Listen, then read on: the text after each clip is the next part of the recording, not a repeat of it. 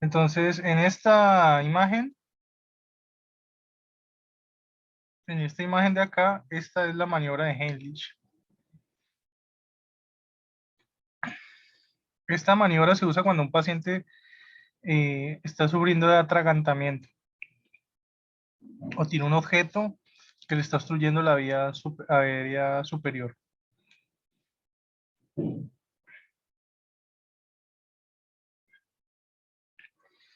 Entonces, lo que nos indican es que más o menos arriba del ombligo, es decir, por donde usted ya empieza a sentir las primeras costillas, arriba del ombligo y por donde empieza a sentir las primeras costillas, apretar con un puño, cierras tu puño y con la otra mano abrazas, abrazas el puño y empujas fuertemente hacia arriba y hacia atrás.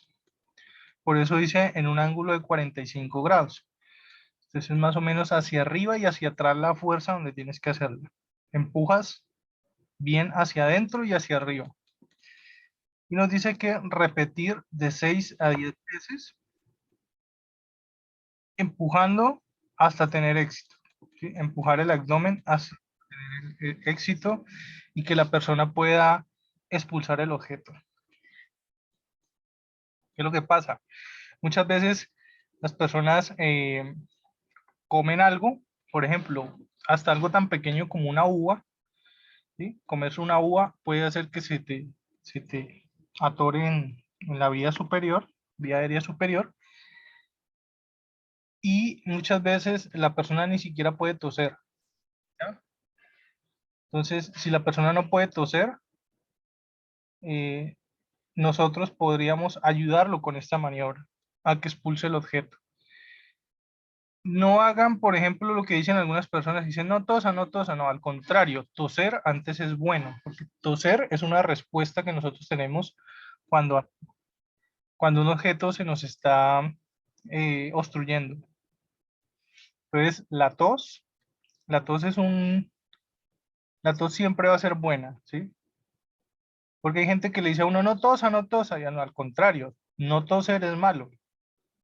Lo mejor es toser. Si la persona puede toser, pues invitarla a que siga tosiendo. Pero si la persona no puede, digamos, respirar y ya su tos se va volviendo muy débil, entonces lo más probable es que necesite que alguien lo rescate con esta maniobra. Y esto es lo que llaman un OASE. OASE significa obstrucción de la vía aérea superior por un cuerpo extraño. ¿Sí? Eso es un OASE. Dice acá, si no tienes éxito, puede llegar a ser necesaria una traqueotomía. El problema es que una traqueotomía eh, de emergencia, pues te puede salvar la vida, pero pues no cualquiera tiene el conocimiento necesario para hacerla, ¿ya? Hay gente que dice que se puede hacer una traqueotomía con la punta de un lapicero, pero vuelvo y digo, la probabilidad de éxito ya depende también de la experiencia de la persona. Un médico lo podría hacer, pero pues uno que no tiene, digamos, el suficiente conocimiento para hacer una traqueotomía, podríamos causarle incluso una infección al paciente, ¿ya? Entonces, la maniobra de Heimlich te puede ayudar mientras llega una ambulancia o mientras, ¿sí? Si el objeto sale, ya no hace falta ninguna ambulancia, ¿sí? Porque ya la persona va a volver a respirar normalmente. Pero si la persona no logra expulsar el objeto, pues puede quedar inconsciente, puede perder la conciencia por falta de oxígeno.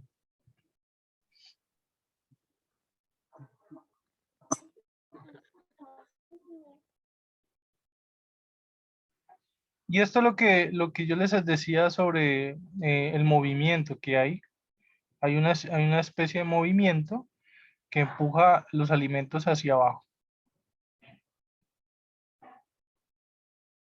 Esta es otra presentación, si quieren les mando las dos. Acá habla de la bilis y el jugo pancreático. Esta sería la vesícula biliar que les mencionaba anteriormente. La vesícula biliar, miren que tiene un conducto que viene del hígado, ¿sí? Tiene un conducto que viene del hígado, es decir, el hígado produce la bilis.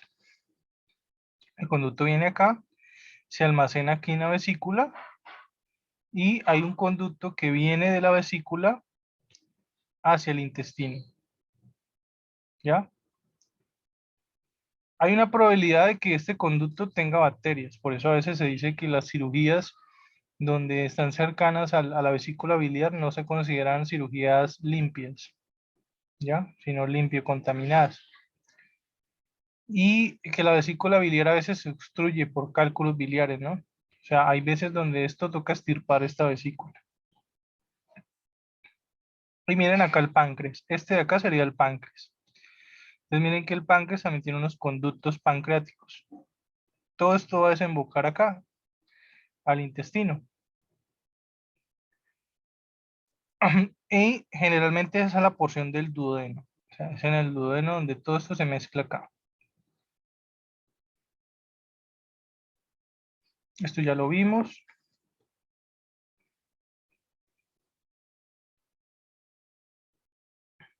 Y nos dice acá que el hígado es la glándula más grande del organismo. Es un órgano, claro, pero como su función es secretar también sustancias, se le considera una glándula. Pesa 1.5 kilogramos sin sangre, es de color rojo oscuro, de consistencia blanca y está dividido en 4 lóbulos. Recibe sangre de la vena porta, procedente del intestino, que le aporta nutrientes al hígado, y recibe sangre también de la arteria hepática, que le aporta oxígeno. Las venas de los lobulillos confluyen en la vena hepática que lleva sangre a la cava inferior. Entonces miremos acá, esta sería la arteria hepática y esta sería la vena porta. La vena porta le lleva nutrientes y la arteria hepática le lleva oxígeno. Y las venas confluyentes llevan sangre del hígado hacia la vena hepática. Entonces miren que él está muy ramificado por dentro de sangre. Bastante. Por eso es que muchas veces una persona cuando recibe una herida de bala en el hígado puede ser mortal. Porque es que el hígado está muy ramificado de sangre. Entonces se puede morir. ¿Ya? Bueno, veamos acá.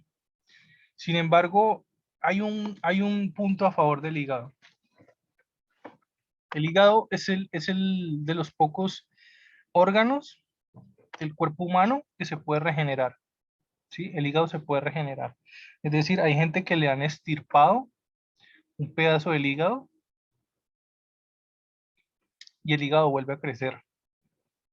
Eso no lo tiene ninguna otra parte del cuerpo. Por ejemplo, a usted le amputan una mano y la mano no te va a volver a crecer, ¿cierto?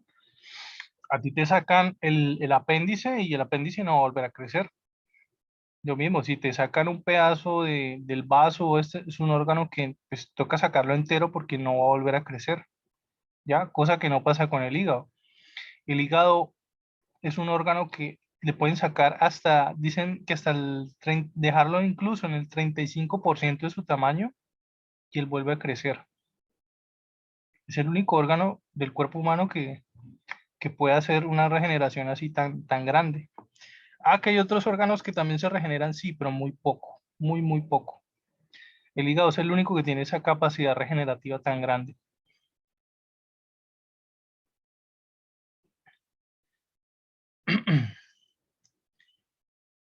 Miremos acá, dice, el hígado está constituido por lobulillos hepáticos. Bueno, esto no lo voy a mencionar, no me parece tan importante y el tiempo que tenemos es muy poco.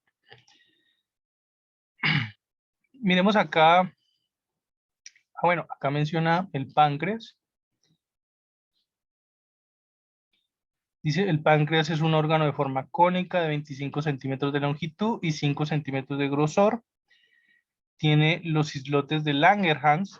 Estas son las células que se encargan de secretar la insulina. Mm, Generalmente ellos están como por acá, como por la punta. Y glucagón también secreta, que regulan el metabolismo de los glúcidos, es decir, de la glucosa. Como glándula exócrina fabrica jugo pancreático. Entonces, miren que acá habla de exocrina. ¿Qué es eso de exocrina? Pues se refiere a hormonas o sustancias que el cuerpo libera hacia afuera de la sangre. Y endocrino o endocrinas se refiere a aquellas sustancias u hormonas que se secretan dentro de la sangre. Esa es la diferencia entre exocrino y endocrino, ¿ya? Exocrino, lo que va por fuera, por ejemplo, un ejemplo de algo exocrino, las lágrimas. Tus lágrimas son exocrinas porque están siendo secretadas por los conductos lagrimales, ¿ya? Y van por fuera de la sangre. Nunca tienen contacto con la sangre, ¿ya? Entonces la lágrima sería un ejemplo de una glándula exócrina, ¿ya?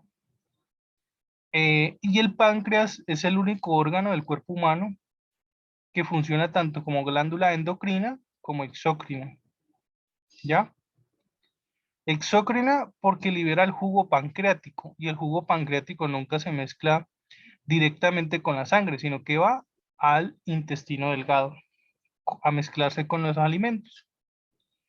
Y endocrina porque libera dentro de la sangre la insulina y el glucagón, ¿ya? Entonces, por eso se dice que es una glándula mixta. Es tanto endocrina como exocrina.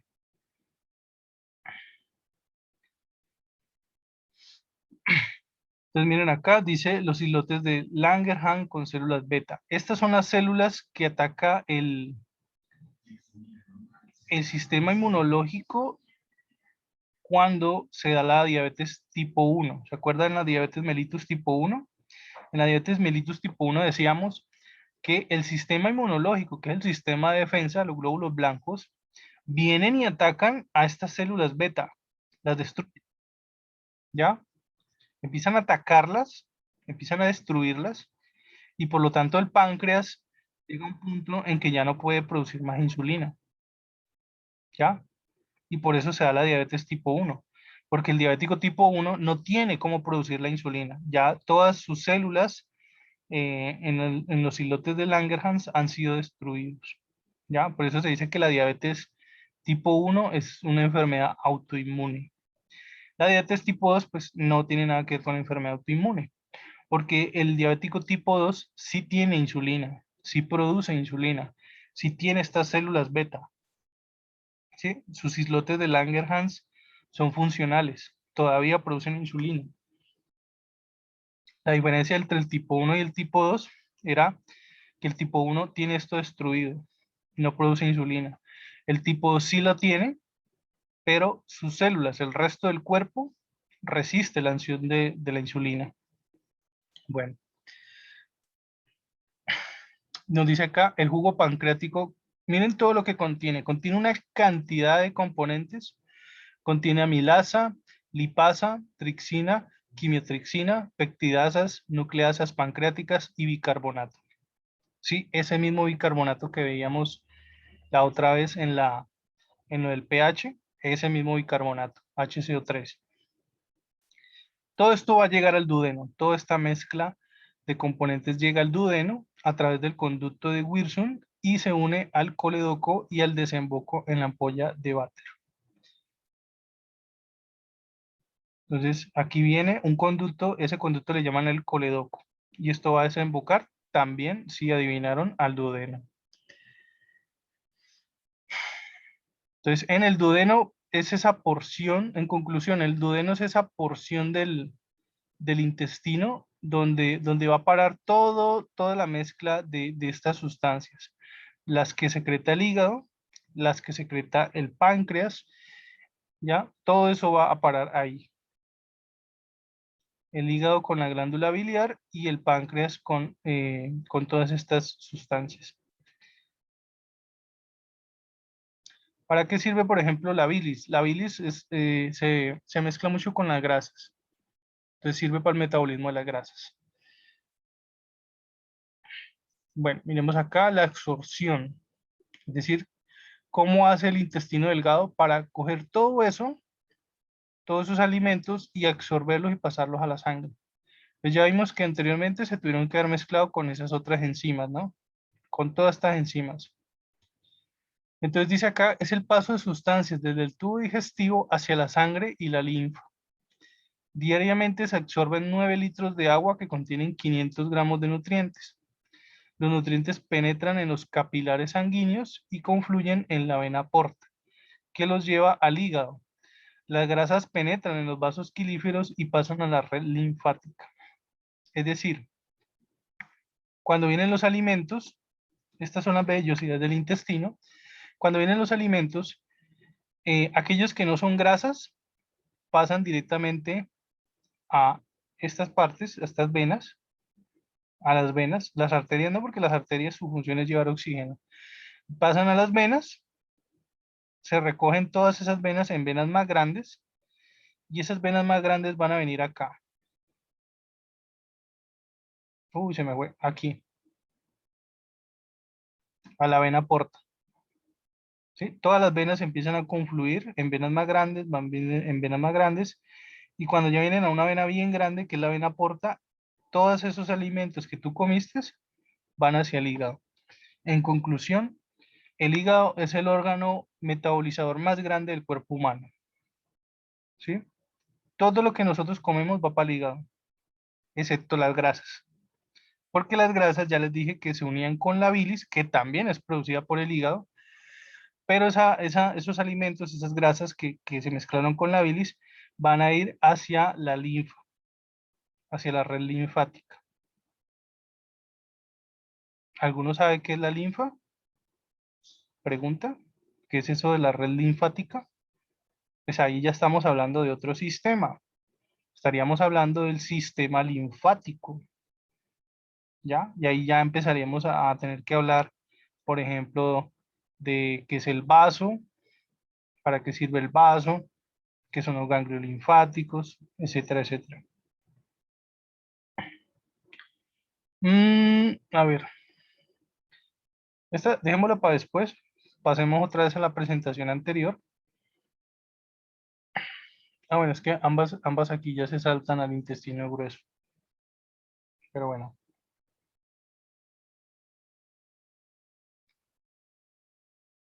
Otra vez sale ese texto. Entonces miremos acá, dice el intestino grueso. Eh, dice, él no tiene ninguna sustancia para los alimentos, ¿ya? Sin embargo, en este ocurren cambios significativos como la absorción de gran cantidad de agua. Es decir, el intestino grueso absorbe bastante agua, mediante el cual el quimo se convierte en materia fecal. O sea, la materia fecal está bastante deshidratada, a no ser que tengas diarrea, ¿no? Esa sería la excepción a la regla. La fermentación de las materias fecales por acción bacteriana y la formación de vitamina K, vitamina B, producto de estas mismas bacterias. Entonces, ¿qué significa esto? Esto por aquí está lleno de bacterias, pero esas bacterias cumplen ciertas funciones, ¿ya? Miren acá, dice que es gracias a estas bacterias que se puede absorber vitamina K y vitamina B. ¿Mm? ¿Alguno ha escuchado de la vitamina K de Kellogg's? ¿Han escuchado de la vitamina K? ¿Para qué sirve?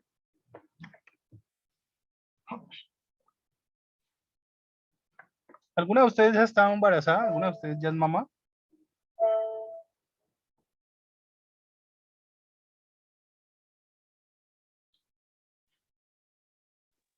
¿Ninguna? ¿Cómo, profe? ¿Que alguna de ustedes ya ha tenido hijos? ¿Ya es mamá? No. ¿No? No, bueno, pero la fábrica está abierta. A ver, a las mujeres embarazadas les administran mucho vitamina K. Por eso les preguntaba si de pronto ya habían tenido hijos. La vitamina K es muy importante porque es una vitamina que ayuda a controlar las hemorragias. Por eso en algunos textos les dicen la vitamina antihemorrágica. ¿Ya? No es que tenga una hemorragia, no, pero ayuda a que se dé el proceso de coagulación. Si la persona tiene niveles de vitamina K muy bajos, pues es posible que no coagule bien, ¿ya? Por eso las mujeres embarazadas se les da bastante vitamina K. Y no solamente justo antes del parto, no. Se les da vitamina K creo que desde la mitad o a principios del embarazo. Porque es que, ¿quién dice que de pronto no pueda tener un aborto espontáneo? O que rompa fuente muy rápido, ¿cierto? Entonces, claro, las mujeres embarazadas se les tiene que dar su buena dosis de vitamina K, ¿ya? Esa vitamina K se encuentra generalmente en alimentos ricos en como plantas verdes, ¿sí? Hojas verdes, alimentos que sean ricos en hojas verdes, como la espinaca, el brócoli, no sé si la lechuga también, creo que sí, ¿ya? Entonces, esas hojas verdes tienen alto contenido de vitamina K. Entonces, miren lo que nos dice acá. Muchas veces es por ayuda de esas bacterias que tenemos en el intestino grueso. Y un gran problema que pueden tener los pacientes que les han mandado mucho antibiótico es que pierdan la flora bacteriana, ¿ya? Porque entre más antibióticos te metas, pues es probable que los antibióticos terminen matando a todas esas bacterias que hay acá.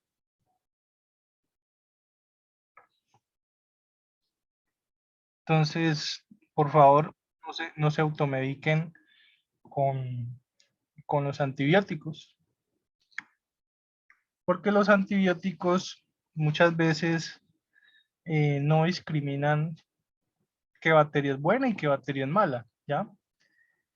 Por eso es tan importante cuando hay infección determinar qué tipo de bacteria es para mandar el mejor antibiótico posible y no simplemente mandar un antibiótico al azar, porque entonces podría ser que termines matando las bacterias que tenemos acá en el intestino grueso. Entonces es importante porque por ellas, por esas bacterias, podemos sintetizar la vitamina K y la vitamina B a partir de lo que comemos. Y nos dice acá, el intestino delgado se inicia en el píloro y termina en la válvula ileocecal, por la que se une a la primera parte del intestino grueso. El duodeno forma parte del intestino delgado, mide unos 30 centímetros de longitud. El intestino delgado consta de tres partes, el ilion, el yeyuno y el duodeno. El duodeno ya vimos para qué era, ¿no? El duodeno era donde se mezclaban todas esas enzimas. En el yeyuno se da gran parte de la absorción de los alimentos y otra pequeña porción en el ilion también. Todo esto tiene vellosidades por donde se absorben esos alimentos. Entonces miren lo que nos dice acá. Los compuestos nutritivos simples son absorbidos por las vellosidades intestinales, que son estas, que tapizan el intestino delgado. Así pues pasan a la sangre y nutren todas y cada una de las células del organismo. Esas son las vellosidades intestinales. La mayoría de los nutrientes se absorbe por aquí, excepto las grasas, ¿no? Que se absorben por otro tipo de vellosidad que va hacia la linfa. Intestino grueso, entonces miren acá tenemos el colon ascendente, el colon transverso y el colon descendente. Aquí en esta porción es donde se une con el intestino delgado. Y más abajo acá tenemos el apéndice. Entonces dice que su longitud puede variar entre 120 y 160 centímetros y los restos de los alimentos que no han sido ingeridos en el intestino delgado, pues empiezan a formar parte de las heces en el intestino grueso.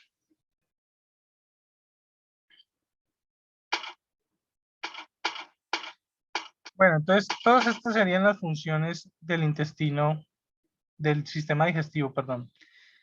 Entonces tenemos la masticación, la insalivación, que fue lo primero que vimos, la deglución, que fue cuando ya llevamos esos alimentos hacia el esófago y el estómago, la digestión estomacal, que fue cuando el estómago eh, remojó los alimentos con su jugo gástrico o ácido clorhídrico, la digestión intestinal, que fue la que vimos cuando el intestino mezclaba los alimentos con las enzimas hepáticas y las enzimas pancreáticas, y posteriormente la absorción de las sustancias ya en el yeyuno y en el ilion.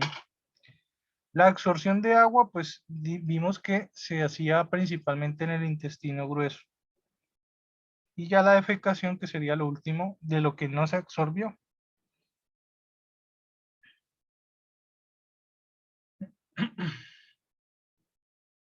Esto ya lo vimos en la otra presentación.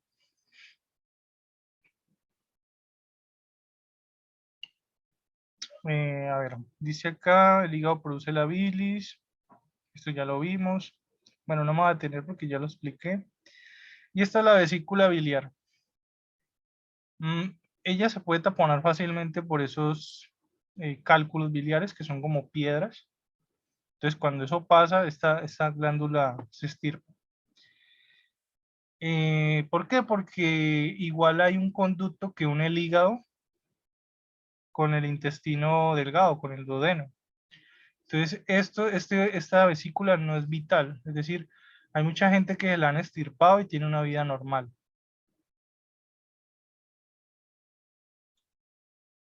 Bueno, el vaso. Miremos acá el vaso, aunque el vaso sí me gustaría hablar más de él eh, en otro tema, porque él hace más parte del sistema linfático.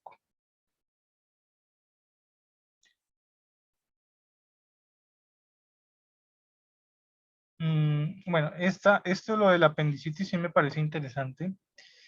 Dice que el apéndice es una porción del colon, el cual puede sufrir una inflamación como consecuencia del bloqueo producido por un trozo endurecido de heces que genera una multiplicación bacteriana. De este modo, el apéndice se puede inflamar y llenar de pus. Si no se trata a tiempo, puede llegar a perforarse y producir una enfermedad más complicada todavía que se llama peritonitis. Entonces, cuando el apéndice se inflama, muchas veces prefieren estirparlo, ¿sí? Esta punta de acá sería el apéndice y generalmente dice que es producido por una heces fecal endurecida. Eso le llaman coprolito, cuando es un trozo de heces fecal muy duro. Entonces dice que lo puede taponar y producir una apendicitis. La apendicitis por sí sola no mata a una persona. ¿Qué es lo mortal entonces con la apendicitis? Aquí lo dice, que es que esto se puede romper por la misma inflamación. Se puede romper y si se llega a romper, pues esas bacterias que estaban aquí inflamando el apéndice van a salir hacia afuera. ¿Y qué es lo que está hacia afuera? Todo el peritoneo. Y el peritoneo es esa membrana que cubre todos los órganos del abdomen. Hígado, páncreas, intestinos, ¿sí? Es una membrana, es una telita que cubre todos los órganos del abdomen. El diafragma no, el diafragma sí está aparte, pero, pero sí cubre todos los demás órganos. Entonces, si esas bacterias que están aquí causando esa inflamación salen al peritoneo, van a inflamar todo eso, van a causar una inflamación tan grande y eso se llama peritonitis, que es la inflamación del peritoneo, ¿ya? Y de una peritonitis sí se puede morir una persona. Ya, hay mucha gente que se ha muerto no por la apendicitis como tal, sino por la peritonitis que viene después. ¿Ya? Entonces, la apendicitis por sí sola no te mata. Lo que te puede llegar a producir la muerte es la peritonitis.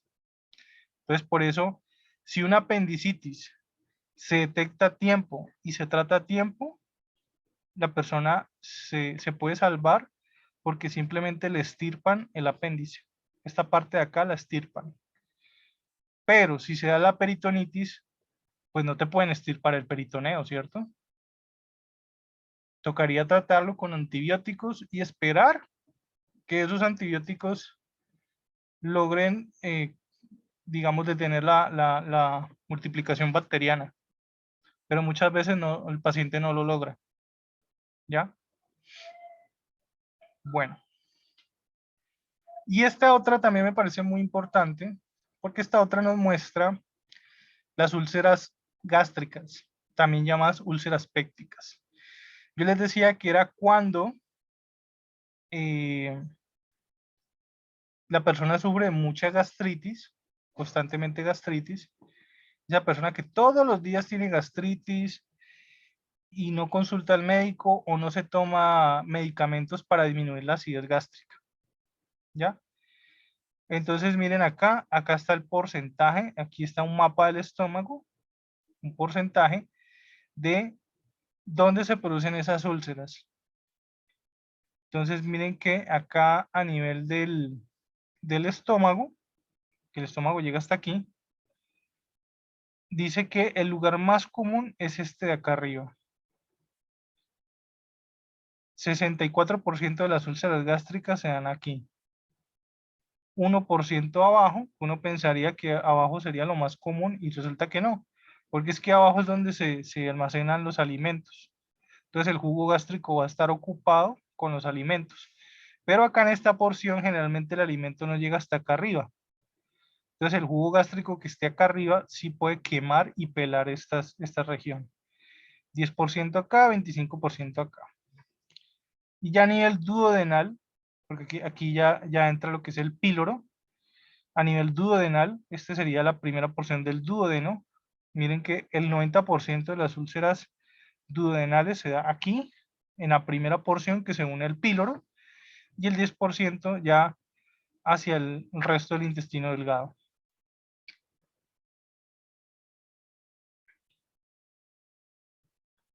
Bueno, acá nos dice los alimentos, pero pues ya se nos va a acabar el tiempo. A ver cuánto tiempo nos queda. Yo creo que ya, ahorita me salió el aviso. Nos queda 6 minutos. Bueno, entonces dice que la alimentación nos proporciona las sustancias necesarias para crecer y la energía que necesitamos para estudiar y andar. Entonces dice acá que hay diferentes grupos de alimentos. Bueno, esto se lo enseñan a uno en el colegio, ¿no? Los famosos grupos alimenticios, ¿sí? Pero digamos que tengo otra presentación que en vez de hablar de grupos alimenticios los divide en macro y micronutrientes. Igual les voy a mandar esta presentación, ¿ya? Se los voy a mandar por el WhatsApp, por si alguno lo quiere estudiar. Es un tema interesante. Bueno, y en esta otra presentación, Sí, profe, por favor, envíenelo. yo esta otra presentación, me parece importante esta parte. Miren acá, nos muestra las características que tienen las heces fecales. A ver, démoslo acá.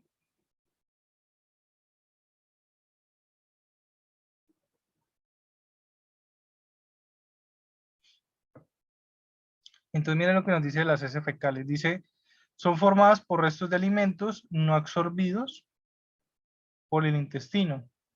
El principal componente es celulosa. Las células del epitelio intestinal y bacterianas y bacterias intestinales.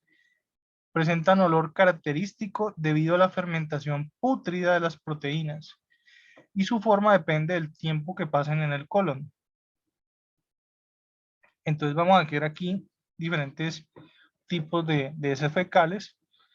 Entonces miren acá, esta es la más común, la tipo 2 y la tipo 3, ¿no?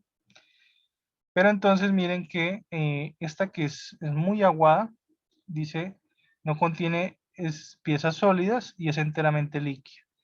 Esta puede ser un signo de diarrea, ¿no? Esa puede ser un signo de diarrea y pues vuelvo y lo digo, la diarrea de por sí no es una enfermedad. La diarrea es una respuesta del cuerpo. Es una respuesta frente a algún tipo de alimento que nos ha caído mal.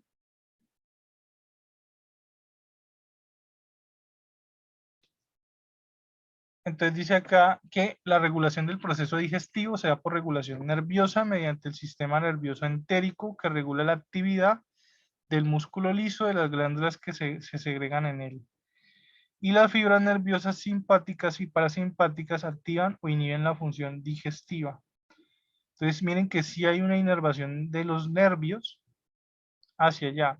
Lo que pasa es que nosotros no las controlamos, ¿sí? Por eso se habla del simpático y el parasimpático, porque nosotros no controlamos esa parte, pero sí hay unos nervios que lo hacen por nosotros. Y tenemos la regulación hormonal, que dice mediante hormonas tisulares. Bueno, entonces ahorita que volvamos de la pausa, les voy a mostrar otra presentación sobre los micronutrientes y los macronutrientes. Igual creo que nos demoremos mucho porque pues ya bastante de esto hemos hablado, ¿no? Entonces vamos a una pausa, son las 3:38. Y cuando volvamos, por ahí a las 3:50 más o menos, vemos esta parte de micro y macronutrientes, ¿vale?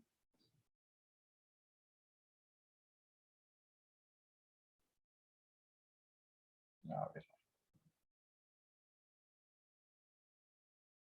qué más he perdido que embolatado acá con esta cosa.